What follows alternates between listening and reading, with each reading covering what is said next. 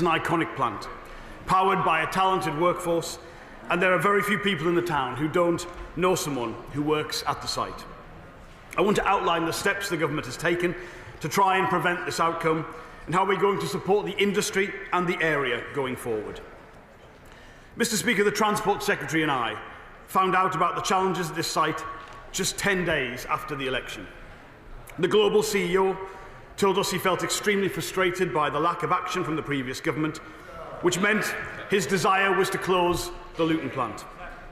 Since then, we have been involved in intense negotiations with the company to try and find a way to keep the site open. Following these initial meetings, in July of this year, the company announced its intention to conduct a review of its operations in response to the significant pressures they were facing in key markets. Following the review, the company set out plans on Tuesday, which will see manufacturing at the two current Stellantis plants consolidated into a single location. We were and are aware that Stellantis has significant excess capacity across Europe. The company's talk of efficiency and investment elsewhere will of course be positive for their bottom line, but it will come as no comfort to the workers affected.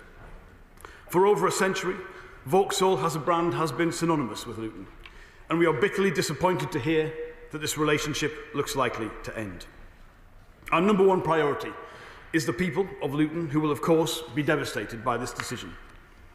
News like this rips through the heart of communities, sending shockwaves beyond those immediately impacted, through their families, their communities, and the businesses they support. I myself grew up in a car community, and I know what it is like when half the street work at the same site. We have asked the company to urgently share their full plans with us and to work with the government so that every single worker who is impacted receives the support they deserve. The Department for Work and Pensions stands ready to help anyone affected with the rapid response service designed exactly for these kinds of scenarios. It provides vital support and advice to both employers and their employees facing redundancy. I want the House to be aware that we have done everything we possibly can to prevent this closure from happening. My Right Honourable friend, the Secretary of State for Transport, and I met Stellantis many times over the summer and again on Tuesday morning to discuss the situation and the acute pressures the company is facing.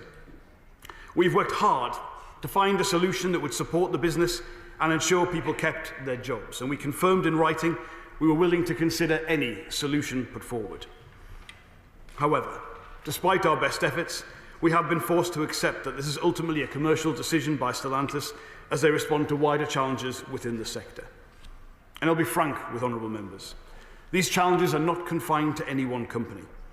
Car manufacturers around the world are battling with increased costs, supply chain issues, and changing consumer demand in a highly competitive, fast-evolving market.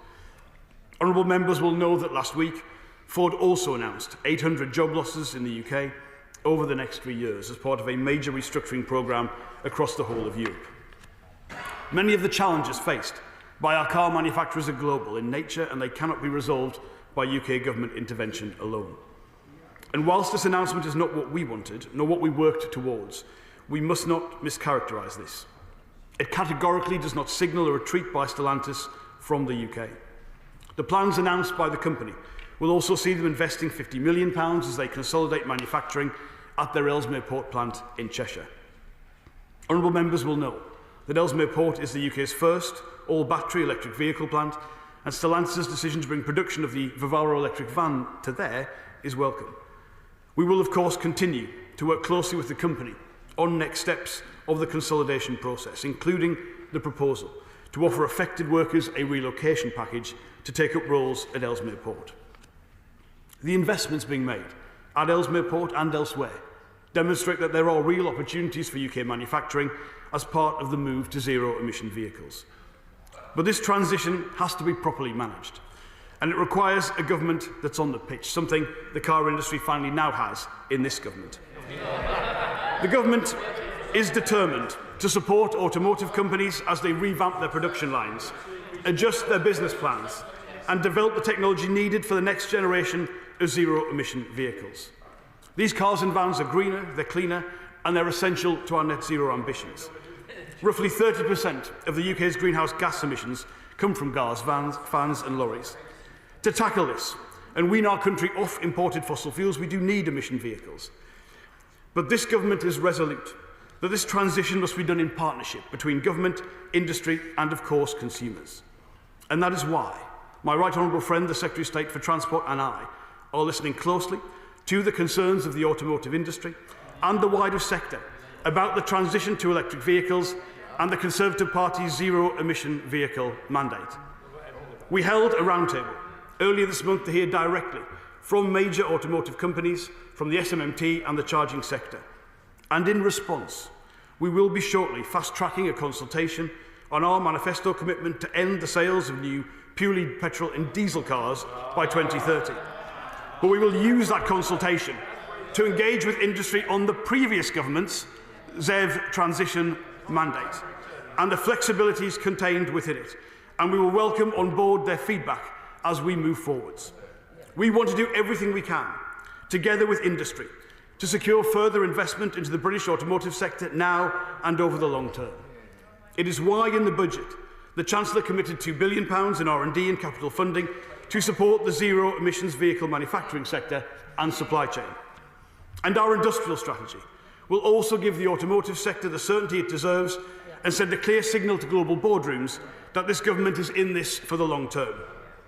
We want to invest alongside them, create a policy environment that allows them to prosper and help them do what they do best, bringing good jobs to every part of this country.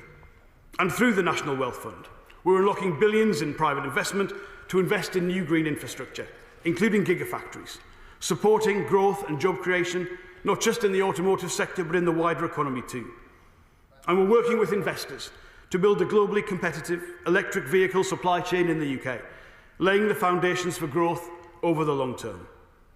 Mr. Speaker, the closure of the Luton plant by Stellantis is a bitter blow to our car industry, to Luton and to the workers who made Vauxhall a world-class brand producing world-class cars and vans. But we must not lose sight of the fact that these vehicles will continue to be designed and built here in the UK at Ellesmere Port. And that matters to me and it matters to the government. When I say decarbonisation must not mean deindustrialisation, I mean it. Winning the race to net zero and having a world-leading automotive sector must go hand in hand. We must never undermine the transition as the previous government did, but we will be pragmatic on ensuring regulation and incentives are working as they should.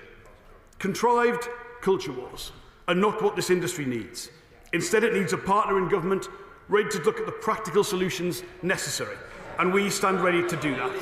And I commend this statement to the House. Secretary of State Andrew Griffiths. Thank you, Mr. Speaker, and I thank the Secretary of State for advance sight of his statement. This is a sad day for the 1,100 workers at the Luton Vauxhall factory, and our thoughts are first and foremost with them and their families. They are the most recent custodians in a long history that goes back to 1905, when their factory opened the doors for the first time. Luton-built white vans are icons of British business, representing to many the hard graft and skill of millions of traders, the self-employed and small businesses across this country. Mr. Speaker, we on these benches stand by these hard-working people. We're on the side of the plant's workers because we know the value of skilled work and the transformative power of British business. The closure of the Luton plant, I fear, is just a down payment on jobs that will be lost under this government's relentless attacks on industry, its neglect of the realities of business, and its failure to meet its promise not to raise taxes. The government owes it to the plant's workers to at least be honest. This decision is the direct result of a government policy that is simply unworkable for industry. Stellantis told us as much when they said that this decision was made in the context of the zero emissions mandate. The Society of Motor Manufacturers and Traders has said that the UK situation is particularly acute, with arguably the toughest targets and most accelerated timeline on the world. And there are unsustainable business costs undermining UK industry. The government's policy on zero-emission vehicles is a jobs killer. They say they've been talking since July. So why today, Mr. Speaker, this panicked U-turn when it's already too late? Under the last government, we acknowledged that the previous vehicle mandate was too stringent. We took the decision to push this back, recognising the impact that it would have on industry. We listened to Unite the Union on this. His party unilaterally reversed those changes and brought the deadline forward to 2030. Instead of Unite, he listened to the member for Climate Central in Doncaster North. But even today, the Secretary of State speaks of ending the sale of new purely petrol and diesel cars by 2030. He's tried to slip a subtle change in there, the consequences of which are significant.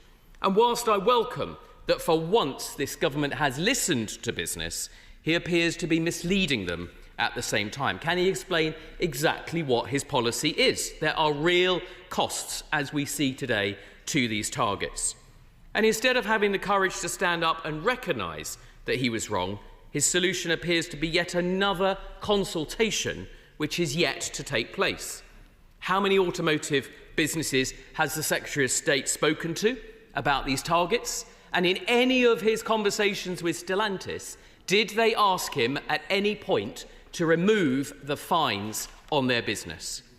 Has he met with the Right Honourable Member for Doncaster to entreat him to row back from his ideological pursuit of domestic targets, ignoring the fact that they are exporting jobs, exporting British jobs, Mr. Speaker, to more carbon-intense economies? But most of all, we mustn't ignore the elephant in the room about the timing of this decision. This follows a budget that has declared war on business, a triple whammy of tax rises that removes incentives for growth and investment, a 25 billion jobs tax which has left boardrooms across the country putting recruitment and pay rises on hold, and alongside an employment rights bill written hand in hand with his union paymasters that's already deterring businesses from hiring in Britain. Businesses are ringing the alarm bells. The CBI, the British Retail Consortium, UK Hospitality and the Society of Motor Manufacturers have all said the pressures on business are too much to swallow. Open letter after open letter, statement after statement, Labour are not on their side. They lied about their plans. They're attacking working people, and now they're attacking the vans they go to work in. The businessmen and women who gave Labour the benefit of the doubt are regretting it. When will the Secretary of State listen? When will his government abandon its attack on British business? Will he lead the charge to change course? And why won't he suspend the fines and targets which have led to today's tragedy? Secretary of State. Mr. Speaker, that is the single most dishonest statement I've ever heard in the time in this House. I'm sure the honourable gentleman will be withdrawing that comment. Mr. Speaker, I'd like to clarify some of the points the honourable gentleman raised on the other bench. The ZEV mandate policy is a... We're on the same side. We'll be quiet, won't we? Secretary of State. The ZEV mandate policy, the Shadow Minister mentioned, is a policy of the previous government, of which he is aware.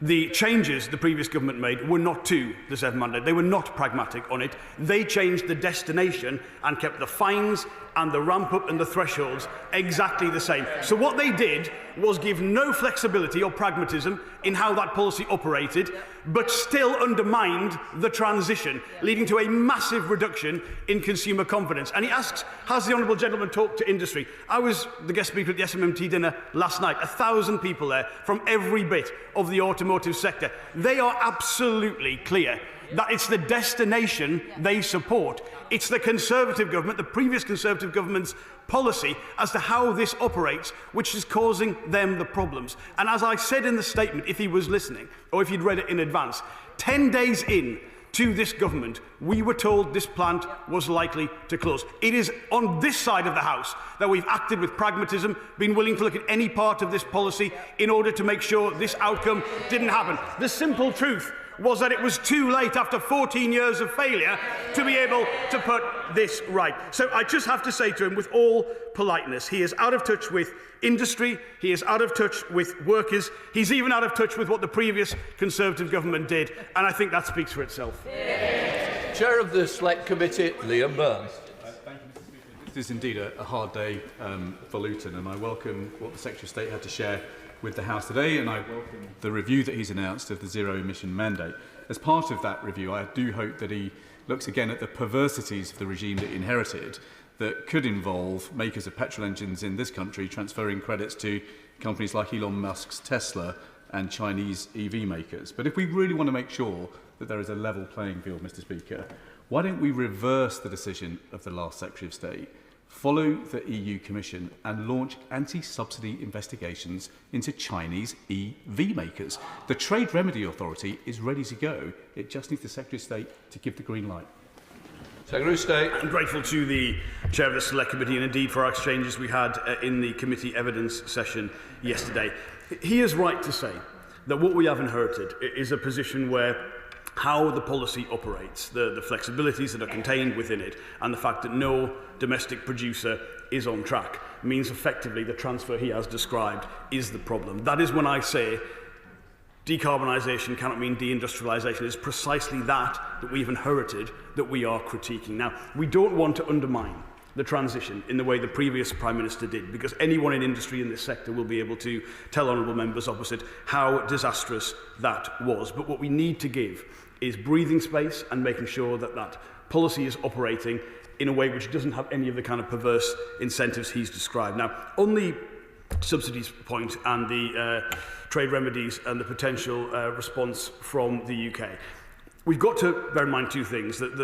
First of all, the system we've inherited is industry itself, which makes the application for that. I do have powers as Secretary of State to do that, though they've never been used to my knowledge. But we must also remember that the UK automotive sector is a world-class export-led sector. If we were to go in any kind of protectionist route on principle, we've got to bear in mind what it would mean for the markets we sell those vehicles into. If you sell 80% of your product abroad, it is the international export position you've got to consider alongside the domestic market. But I say again, if industry makes that request, of course it would be followed in accordance with the way the system operates. Clive Jones, the Liberal Democrat spokesperson. Thank you, Mr. Speaker. And can I thank the Secretary of State for the advance copy of his statement.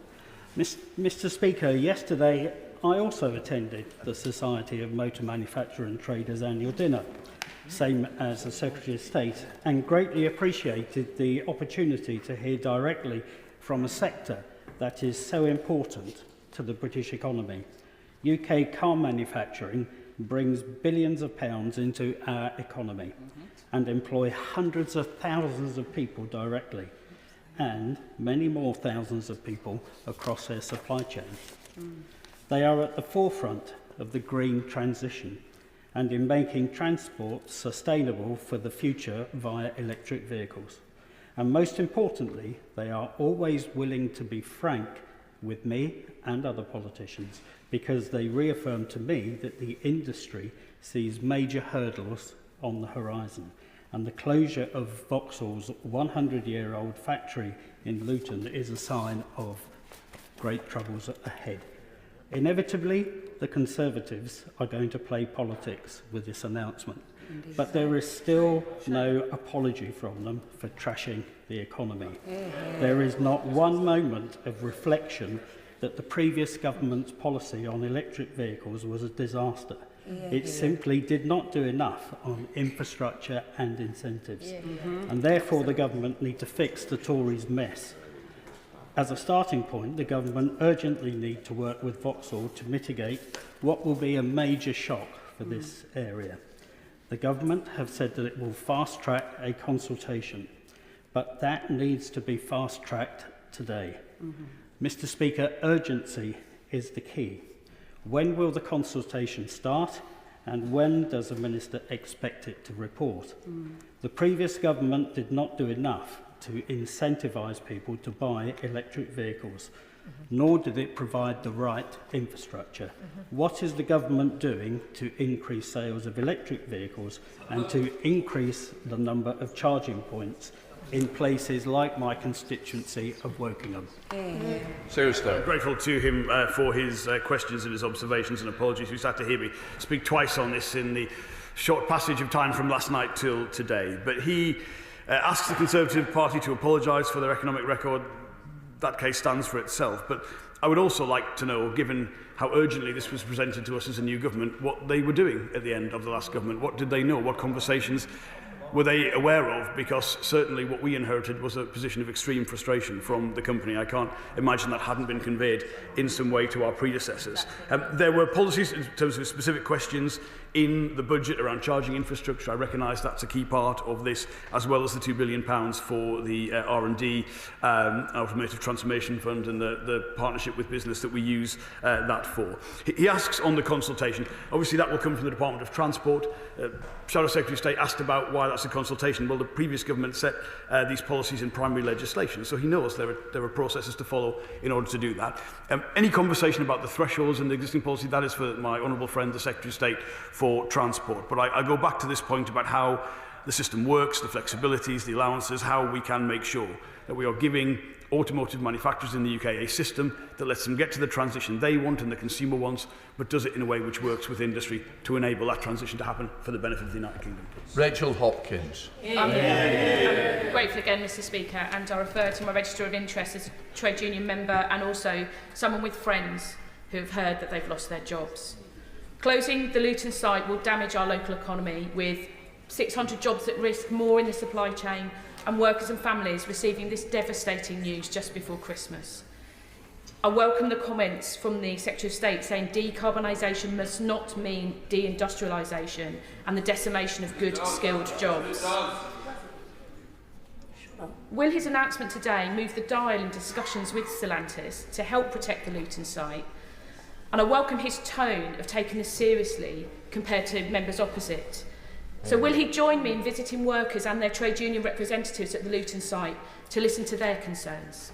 Secretary of State. Extremely grateful to my honourable friend for her question, and I believe everyone in the House who cares about the automotive sector and working people in this country will share the sentiments that she has put forward about the scale of what this will mean for Luton. I can absolutely promise her, yes, I'll take up her invitation to come with her to the site. I can also promise her the full deployment of my department and indeed all of my colleagues across government to whatever help is required. We are in conversations with Stellantis, as the union are, I believe, about the details of the package that will be presented to the workforce, but of course I'll engage closely with her and her honourable friend for the other side of Luton in order to make sure that it's to the maximum benefit of her constituents in the wider area.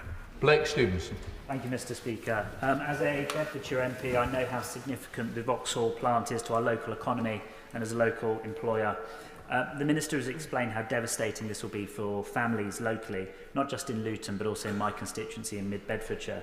But the Minister, unfortunately, has said very little about how he's going to support the people that are losing their jobs. Is the Minister concerned that this government's tax on jobs will make it much more difficult to replace the 1,000 manufacturing jobs in Bedfordshire? Grateful to him for his sentiments, but the straightforward answer to that question is no. This is a skilled and talented workforce. They haven't lost their jobs because of any deficiencies on their part. They have been in a position where the combination of the overcapacity in Europe, I mean, I'll be frank, I believe from the minute we came to office, I think this closure was already what the company intended and has nothing to do whatsoever with government policy. I recognise the pressures on the existing policy we've inherited, hence the pragmatism on our part as a government to make sure that's working for the transition. But I have absolutely no doubt whether these workers choose to take advantage of the relocation offer or are in demand elsewhere. They're brilliant, talented people who will be in demand. Sarah Owen. Mr. Speaker, may I refer members to my register of interests. Before I start, I want to put on record that the 1,100 people that will be losing their jobs in Luton today deserved much better than the response from the Conservative front bench. It was very far from factual and it was very far from serious.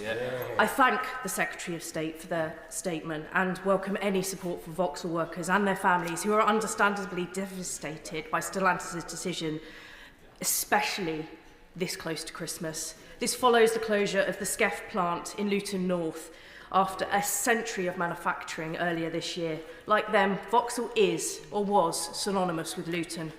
Stellantis' callous decision will impact our whole town, our whole region even. So what support will be offered to not just the skilled and dedicated Vauxhall workers who are losing their jobs, but also to our whole town as a whole to cope with the loss of this manufacturing giant which Luton helped build? Secretary of State. Grateful to my honourable friend for her question as well, and echo the sentiments I gave to her constituency neighbour in my earlier question. The timing of this, I think, the whole decision is regrettable, but the timing is particularly regrettable around it. As I said in my statement, we have done everything we can since the new government came into power on the 5th of July to try to avoid this.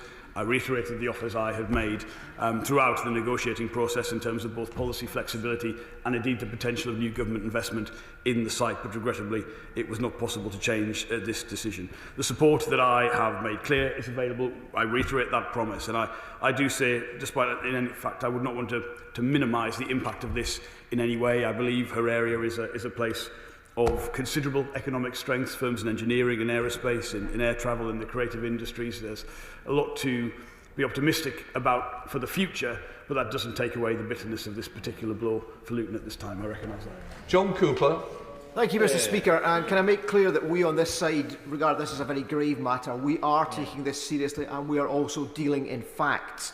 Yep. Turning then to veracity, can we hear whether or not Stellantis raised the question of the eye-watering ZEV mandate fines? Did they ask for them to be lifted?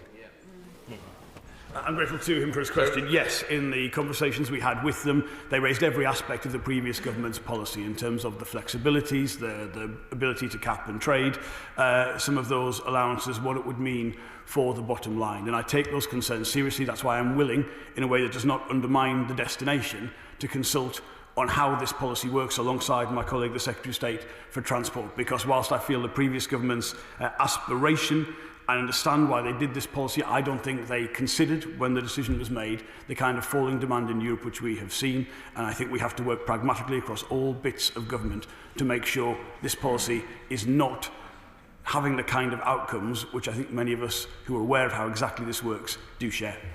Matt Weston.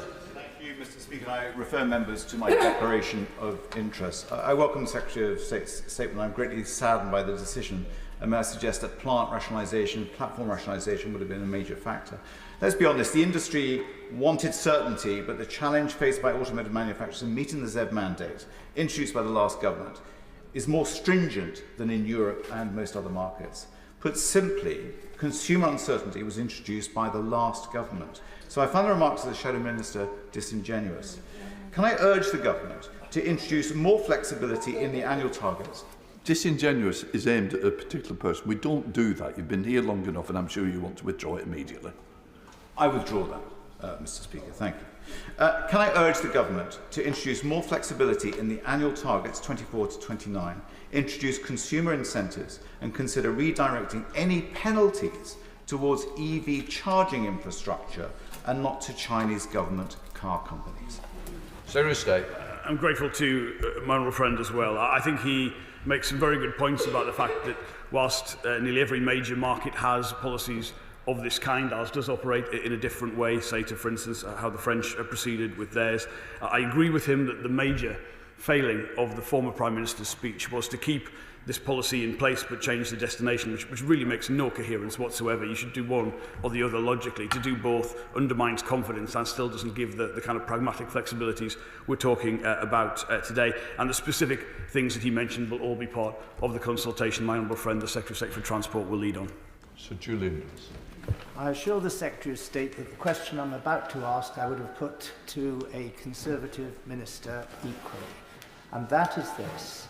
If all British car manufacturers came together and told the government that they could not possibly meet this 2030 goal, would the government nevertheless persevere in maintaining it as an immovable target?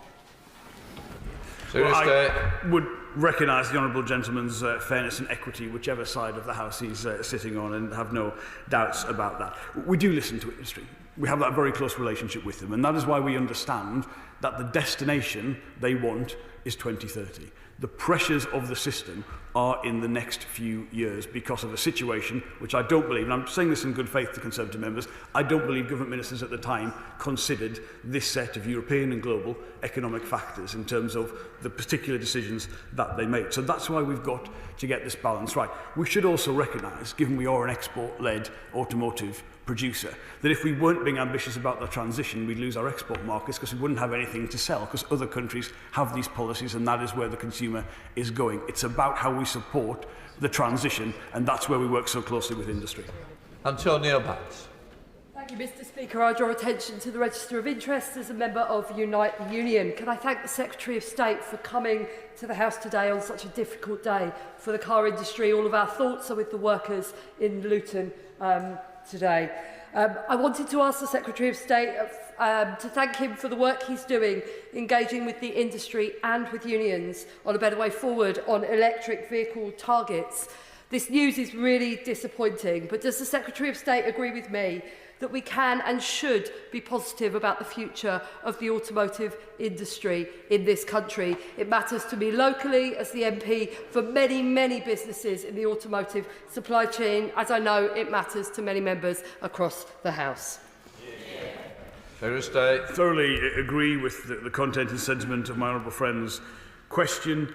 That support this government is committed to is about that transition, but we should be excited by what British manufacturers are doing. We should be excited by what JLR, what Nissan, what Toyota are doing. We should be excited, I mean, in the supercar, the luxury end of the market, from McLaren and Rolls-Royce. I could mention all of our iconic brands. There's a lot of exciting things going on. And if honourable members aren't aware of that, these are all manufacturers more than happy to host members of Parliament coming to visit. So I'd encourage people who aren't aware of the situation to do that. But they will explain the pressures they're under in the short term, and they will endorse the change of policy this government is putting forward today. Thank you, Mr. Speaker.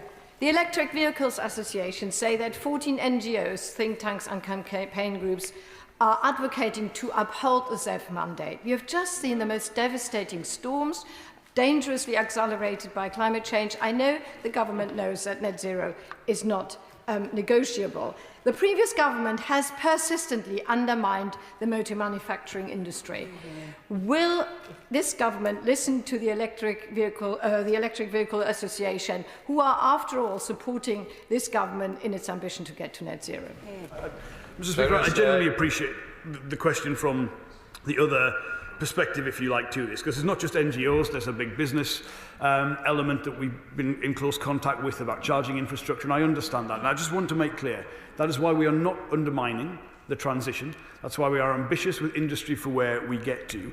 Nothing we are going to propose as a government will itself reduce or limit the deployment of electric vehicles. What I'm talking about, what we are talking about as a government, is looking at how the flexibilities, for instance, in the system operate. So we are doing everything we can alongside industry to get to that destination. So I want nothing to do with the approach from the previous government, which did have a really detrimental effect on the industry, and they will tell any honourable member that very clearly. But I'm listening to what it means to have this, frankly, change in economic circumstances in terms of demand, private demand for electric vehicles, and want to work with industry to get to the place, the destination I think we both strongly support. Bill Estes. Thank you, Mr. Speaker. The previous government were warned, including multiple times in this chamber, about the damage they were doing to the car industry before the election. The constant changes of policy on net zero, the missing of targets on the rollout of charge points, the failure to even allocate the rapid charge fund, all of these undermined consumer confidence. So can I ask my right honourable friend to make sure that after his review, and as soon as possible, he balances up the needs of manufacturers of cars and vans with the needs of consumers? Secretary of State.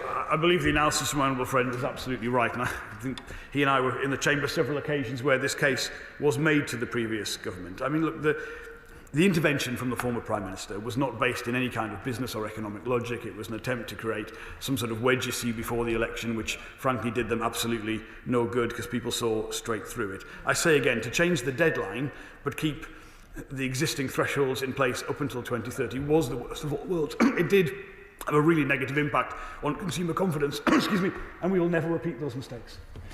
Jerome Mayor. Thank you, Mr. Speaker. The Secretary of State has said in his statement that at the time of the election, Stellantis were minded to close the plant. But since the election, we've had the budget, which has imposed £25 billion of increased taxes on business. We've had the Employment Rights Bill, which is going to increase costs on business enormously as well. And both of those have directly led to a collapse in business confidence. So does the Secretary of State think those decisions help Stellantis to stay or go? I can tell them categorically they had no impact whatsoever. And I think the crucial point is, I mean, I hear honourable members from the Conservative Party say this. Do you have any idea about employment conditions in the automotive sector? They're well above the floor the Employment Rights Bill raises this to in the United Kingdom. I mean, get out and talk to industry and have these conversations, please. Look, I'll just be clear. On the wider point he makes on business confidence, I recognise that the absolutely outrageous inheritance this government walked in on, where Conservative members did not plan to even say how they would pay for the existing promises that they made. That created speculation about where that revenue would come from, and I regret the fact we've had to make difficult decisions. I wouldn't ideally have wanted to have to make those decisions, but we are the people fixing the foundations and clearing up the mess the Conservative Party left behind, and there can be no long-term prosperity unless you have a serious government willing to do that. Thank you, Mr. Speaker, and I refer to the House to my register of interests. I'm sure the whole House will want to join me in paying tribute to my good friend and colleague, the MP for Luton South and South Bedfordshire, who is an absolute fierce champion for her constituents. Does the Secretary of State agree with me that the news yesterday only highlights further the urgent need for a UK industrial strategy and demonstrates the challenges that the UK industry faced under the last government without the strategy in place? Absolutely echo her sentiments in terms of our honourable friends, and agree very much with her statement about a UK industrial strategy. There have been and are particular policies that have been particularly relevant to the automotive sector, but what we have lacked across a whole range of key sectors for a long time in the UK is confidence and certainty that those plans will remain. And when people have talked in this statement about the actions of the previous Prime Minister and that intervention, that is exactly the opposite of what is required when it comes to long-term policy. So the advanced manufacturing sector is one of our 8 sectors in the industrial strategy. It is a sector of tremendous strengths in the United Kingdom, and our intention is to build on that, to grow that, to deliver even more success in future, and that's why it's such a fundamental part of our plans. Thank you, sir. I commiserate with the workers at Luton who will lose their jobs. If Vauxhall is synonymous with Luton, then Ford is synonymous with Essex. The Minister referred to 800 Ford job losses, including at their research centre at Dunton, where many of my Rayleigh and Wickford constituents work. On electric vehicles specifically, I'm a free trader by instinct, but what China is now doing in that area is way beyond normal competitive practice. They are dumping electric vehicles very cheaply on world markets, a point highlighted by the chairman of the Select Committee. So what specifically are the government intending to do about that to maintain fair competition and to give British companies, including Ford and Vauxhall, a fair chance to compete?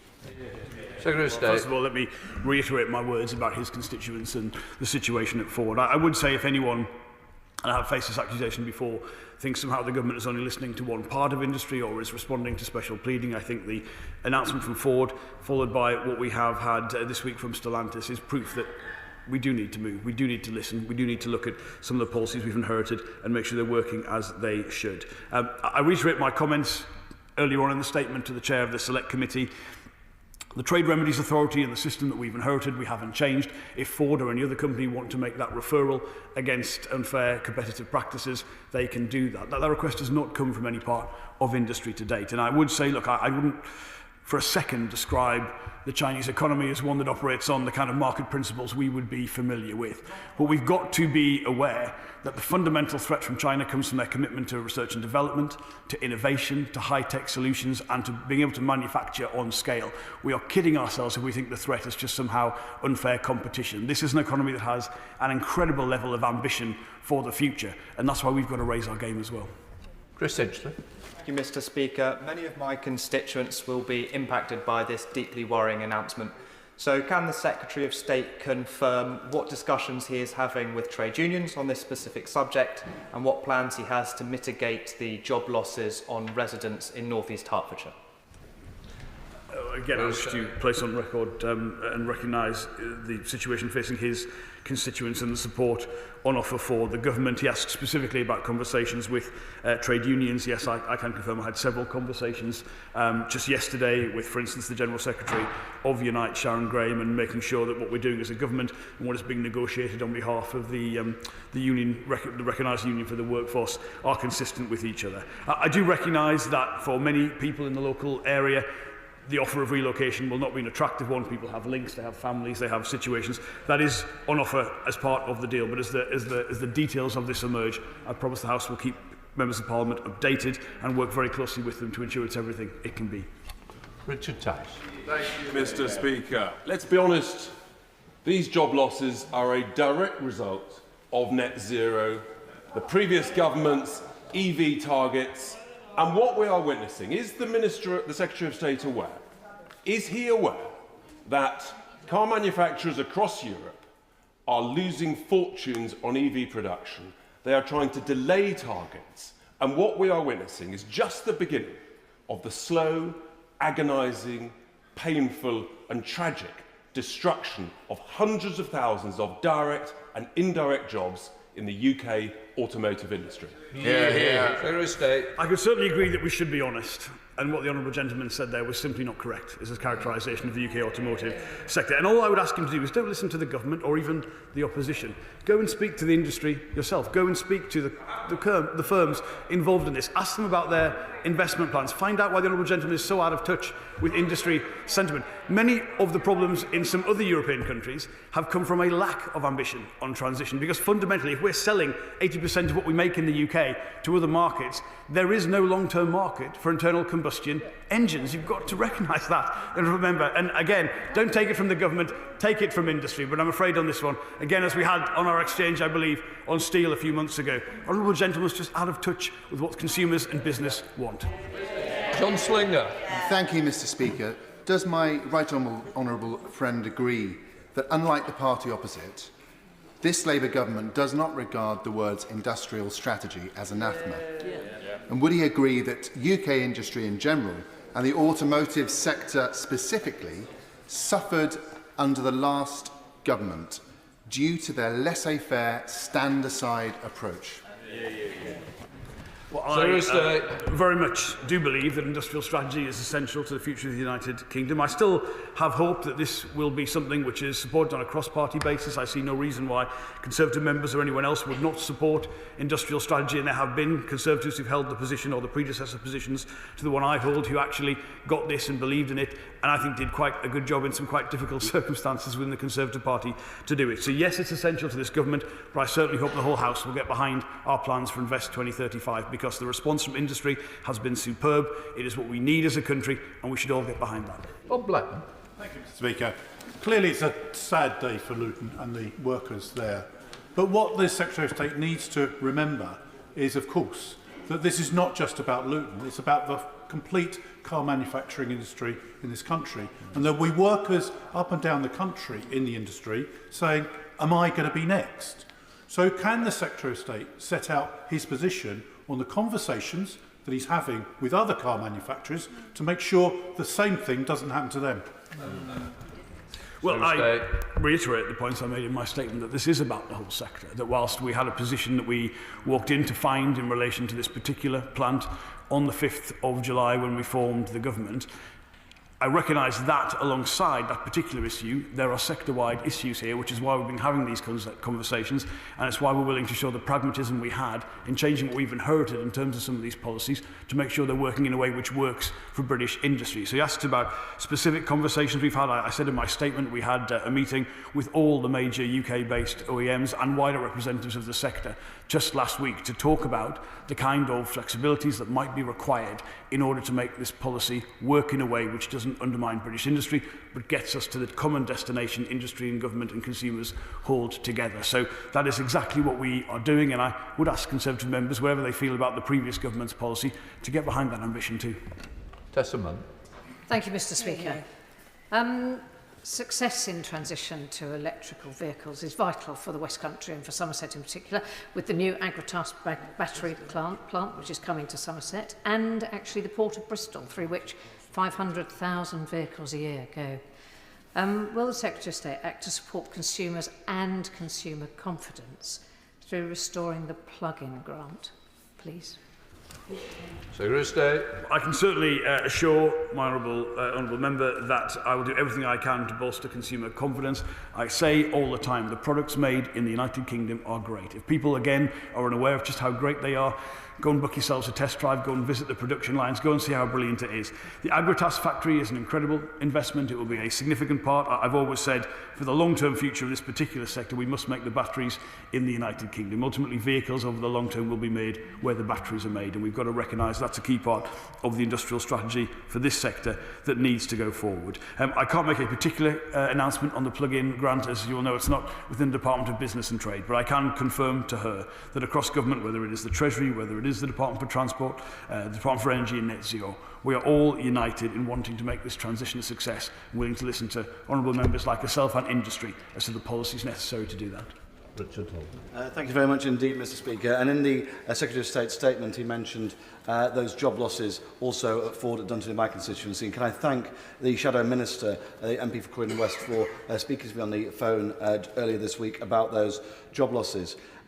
I very much welcome the fast track of the review that the Secretary of State is putting forwards, but I also agree with my right honourable friend, the member for Raleigh and Wickford, and the chair of the Select Committee, that we really do need to look after the manufacturers I've spoken to about the Chinese electric car dumping potentially in the UK, and anything that, can he speak to that? But can he also answer as to whether concerns have also been raised with me from local car manufacturers about the increase in vehicle excise duty on some models in the budget, and if there is any possibility of perhaps looking at some of those issues again, because that is also having an impact on some of the demand for these vehicles in the UK. Thank the honourable member for his question, and I'm grateful we've been able to get him some time with ministers about the serious situation affecting his constituents, which members of this government will always take seriously, as I do believe previous government ministers have under the previous administration. The particular issue around vehicle excise duty, I think he's referring to in the budget, obviously a question really for the Treasury and the Chancellor, but the differential that exists from the changes in the budget between internal combustion engines and electric vehicles is actually one of the demand incentives that now exists within the system for it. So I think everyone would recognise government should be doing everything it can to support industry around this transition, and measures like that are part of the answer. But of course, if he's got specific concerns, we'd always be willing to listen to those. Thank you, Mr. Speaker. The Secretary of State was very robust in his criticism of the previous government and their approach to ZEV mandate. But wasn't the Secretary of State one of 141 Labour MPs who voted for that ZEV mandate? Secretary of State. Absolutely clear. The ZEV mandate that the previous Conservative government put forward, we worked constructively with them, and I believe in incentives towards the transition. I'm not arguing against that. It was the sheer brass neck that I reacted to of the opposition front bench for somehow not even recognising it was their policy that we were willing to change, and presenting it as if the argument was the other way round. So I will be quite robust when the facts are as the facts are, and the opposition front bench aren't willing to accept that. But look, I say again, we want this transition to work. It's not about the destination. It's not about, particularly even in this regard, the thresholds. It's about the flexibilities, how the policy operates, what it is currently meaning for market conditions in the United Kingdom. I think that is an entirely reasonable and proper response to what we have found walking through the door as a new government. And again, I see no reason why people can't pragmatically get on board and support that. Lisa Smart. Mr. Speaker, one of the things that's stopping some of my constituents from transitioning to electric vehicles is a lack of access to charging points. He will know, as a constituency neighbour, that some of the housing stock in my patch lends itself more easily to personalised charging points than others. So what more can the government do to ensure everyone can access charging points to make the transition to EVs? Thank you. Absolutely agree that is one of the concerns consumers have. I think that the principal concern for consumers on EV take-up is the cost of the vehicle itself, but this is, and she will know from our constituencies, it is difficult in some places to envisage the kind of infrastructure some people might take for granted in areas that have more capacity to have that built into properties and driveways. There are about 70,000 public chargers, EV chargers in the United Kingdom. It's important to recognise there's not always an equity across different parts of the country around that, but a lot of people are surprised to learn. I think we have more public chargers than, for instance, Norway has, which is very much the leader in electric vehicle rollout. There was specific money in the budget to expand the rollout of charge points, to build on that 70,000 already in place. But I think she's right to say it's a key concern to be taken into consideration, not just the overall number, but the equity of those around the country. I can promise that the Department of Transport's interested in that too. Jim Shannon. Thank you, Mr Speaker. Can I thank the Minister very much for his statement, and in particular for his honesty. It's important to have that and whenever we look at the bleak things we have before us, and thank him for that. The Minister will understand that with the cost of living crisis that our constituents are struggling through, the last thing on their mind is to afford, forgive me, an all-singing, all-dancing electric car when they're clearly struggling to pay their electric bill. The closure of the plant, which specifically highlights the lack of passion for electric cars, can come as no surprise. So what can Government and the Minister do to make electric cars affordable for everyone, which would, I believe, enhance the need for car manufacturers once again? Thank you so much. I'm grateful to him for his question in the way that he has put it. He's right to say cost of living concerns are paramount. I think we've got to recognise as well the cost of petrol and diesel is often, many times, a key consideration in overall household finances. But he asked specifically, what can we do to bring down the cost of that? Now, that is about co-investing with industry in the most efficient forms of production. I think he mentions an all-singing, all-dancing EV. There's a whole range of vehicles available, and actually many of our producers have led on the kind of family cars. I mean, the Nissan Leaf is a great example of that, made by some of my former school friends in Sunderland. We should get behind that and talk about how great those products are. But fundamentally, we do need to bring down the cost, not just of the charging infrastructure, but of the unit cost itself. That can only be done by investment in efficient production and scale production. And that's why the destination is so important. But working with industry on that destination is key to delivering the outcomes I think he and I want. That concludes that statement. We'll just give the front benches a few moments to swap over for the next statement.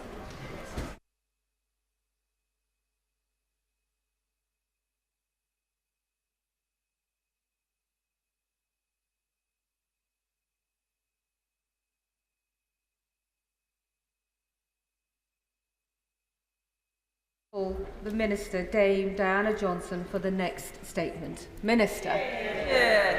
Thank you, Madam Deputy Speaker, and with permission, I will make a statement on this Government's action to tackle antisocial behaviour. From residential neighbourhoods to busy high streets, from rolling countryside to city centres, from idyllic villages to bustling towns, the places of Britain should be a source of local pride. As well as being safe, they should feel safe for those who live and work in them. Yet the dismal reality is that in too many areas, the opposite is true. In the last year of the previous government, shop theft soared by 29% to a 20-year high. Street theft surged by 40%, and antisocial behaviour reached new heights in our towns and cities. That is the Conservative Party's legacy on law and order. Up and down the country, people feel uneasy or even unsafe. Unruly gangs roam the streets, creating intimidation and fear. Noisy off-road vehicles speed around, disturbing the peace. Illegal drugs are abused with brazenness. Public spaces are awash with litter and graffiti. And an epidemic of shop theft is plaguing retailers big and small, while their staff are subjected to intolerable levels of abuse and violence. At its core, Madam Deputy Speaker, this is about respect. Respect between citizens, respect for our society and the expectations underpinning it, and respect for the rule of law. All of these are woven into the fabric of our democracy. But after years of neglect, that fabric has become worn. And we saw a disgraceful illustration of that in the summer, when serious disorder erupted in some towns and cities. And we see it on a smaller scale every day as decent, law-abiding people suffer due to the selfishness of others. More than a third of people, 36% in England and Wales, report experiencing or witnessing some type of antisocial behaviour in their local area, while around 1 million incidents of antisocial behaviour were recorded by police in the year to June 2024. Madam Deputy Speaker, we must never make the mistake of dismissing this menace as low-level or trivial. To do so would be an insult to the victims. And it may manifest itself in different ways in different areas, but wherever and however it occurs, there is an adverse impact on neighbourhoods and on communities. Antisocial behaviour chips away at people's sense of pride and confidence in their local area. It ruins their enjoyment of public spaces, and for those affected by the most serious and persistent cases, their quality of life is damaged. One victim, quoted in a report on antisocial behaviour published recently by the Victims Commissioner, said this: "Every day I'm crying. It makes me anxious, and it actually makes me physically sick." And another said, "It's totally isolating, and nobody can understand the pressure it puts on you." Now, I am sure that all members across the House will be familiar with accounts like these from the all too frequent interactions that we have with our constituents